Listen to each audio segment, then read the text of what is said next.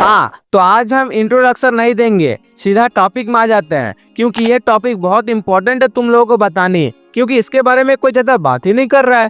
अब तुम्हारे भाई की ज्यादा सब्सक्राइबर तो नहीं है, मगर हम फिर भी बोलेंगे मनीषा केस के बारे में जो कि हरियाणा में हुई है। तो बेसिकली पहले मैं इसको थोड़ा सा क्लियर कर देता हूँ। तो हरियाणा में रहने वाली मनीषा नाम की एक लड़की थी जो भिवानी डिस्ट्रिक्ट के धानी लक्ष्मण गांव के एक गरीब परिवार से बिलोंग करती थी, जिसके पापा एक मजदूर थे और उनका नाम था संजय सिंह। सो बेसिकली मनीषा अपने पिताजी को सपोर्ट करने के लिए एक स्कूल में जॉब करती थी एज अ टीचर। तो हर रोज की तरह वो एक दिन अपने स्कूल जाती है जॉब करने के लिए, और जॉब के बाद दोपहर में नजदीक के एक नर्सिंग कॉलेज से फॉर्म लेने के लिए जाती है, और इसके वजह से उसे घर आने में लेट हो जाएगी। ये बात वो अपने पिताजी को इन्फॉर्म करने के लिए फोन करती है, मगर किसी कारण की वजह से उनके पिताजी वो कॉल रिसीव नहीं कर पाते हैं। अब संजय जी जो कि मनीषा जी के पिता हैं, उन्होंने जब अपना फोन चेक किया तो तुरंत मनीषा को कॉल लगाया, और उधर से कॉल रिसीव भी हुआ, मगर कोई रिस्पांस नहीं आया। मेरी घंटी बजी, उसका कट गया। फिर मैंने 6:26 मतलब पूरी नहीं हुई थी, कुछ सेकंड बची हुई थी, मैंने उसके साथ अपना फोन उठाया, साथ ही साथ कॉल किया, फोन बंद था। कल रात में उसका फोन 12:04 के ऊपर ऑन हुआ है, उसके बाद बंद हो गया है।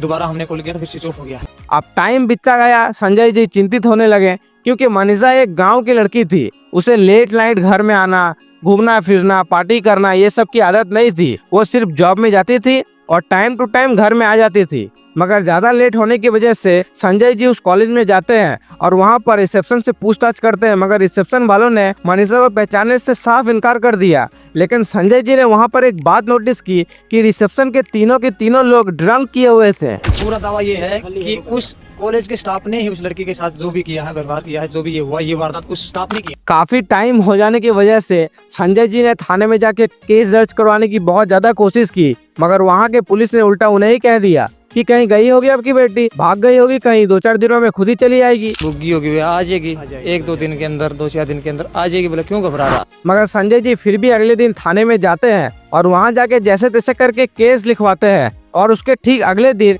यानी कि 13 तारीख को पुलिस को एक डेड बॉडी मिलती है जो कि एक लड़की की थी, और उसे आइडेंटिफाई करने के लिए पुलिस संजय जी को बुलाती है। मगर जैसे ही संजय जी वहां पर पहुंचते हैं, उन्होंने देखा कि वो मनीषा की डेड बॉडी थी, और उससे भी ज्यादा ये देखना खौफनाक था कि मनीषा की डेड बॉडी की जो मुंह है, उसकी स्किन पूरी तरीके से मेल्ट हो चुकी है, यानी कि गल चुकी है। उसके बॉडी में से किडनी गायब है, सांस लेने वाली लानी तक भी गायब है, खाना खाने वाली नाली भी गायब है। पोस्टमार्टम को मैं पढ़ नहीं पाया, इतना यानी भीतर के ऑर्गन गायब है, नहीं गायब है, उसकी किडनी गायब। इतना सब होने के बावजूद पोस्टमार्टम रिपोर्ट ये आती है कि उसके बॉडी में कोई भी निशान नहीं है, कोई भी सीमन नहीं मिली है, कोई उसको इंजरी के मार्क नहीं आए, जो सेक्टोरल एरियाज में उसके जो थे वो कुछ भी नहीं आया, सीमन नेगेटिव आया उसका। बाकी हड्डियां उसकी इरेगुलर थी, तो कोई शार्प वेपन का इस्तेमाल उसमें नहीं लगी। और इस रिपोर्ट के बिहाफ में पुलिस ये डिक्लेयर कर देती है कि ये ना तो मर्डर है और ना ही रेप। जब इसके खिलाफ लोकल के लोगों ने बहुत ज्यादा प्रोटेस्ट करना शुरू किया, तब वहाँ के गवर्नमेंट ने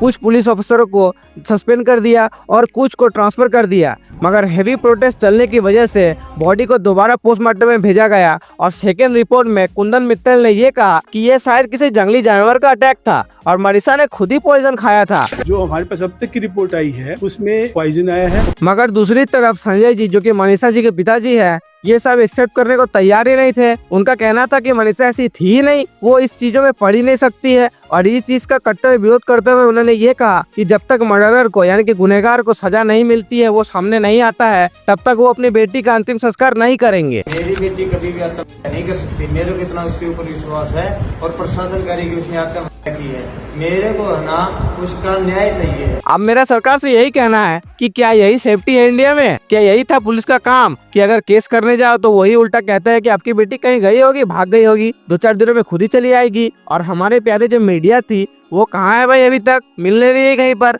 वो कुत्तों की वीडियो बना रही है कि कुत्तों ने खाना खाया कि नहीं, कुत्तों को पकड़ा कि नहीं, कुत्ते रह रहे हैं कि नहीं। मेरा सरकार से यही निवेदन है कि प्लीज पहले इंसानों की सेफ्टी के बारे में सोचो, फिर कुत्तों का शेल्टर बनाना। और तुम लोगों से मेरी यही विनती है कि ये वीडियो को जितना हो सके उतना शेयर करो। तब तक के लिए राम राम।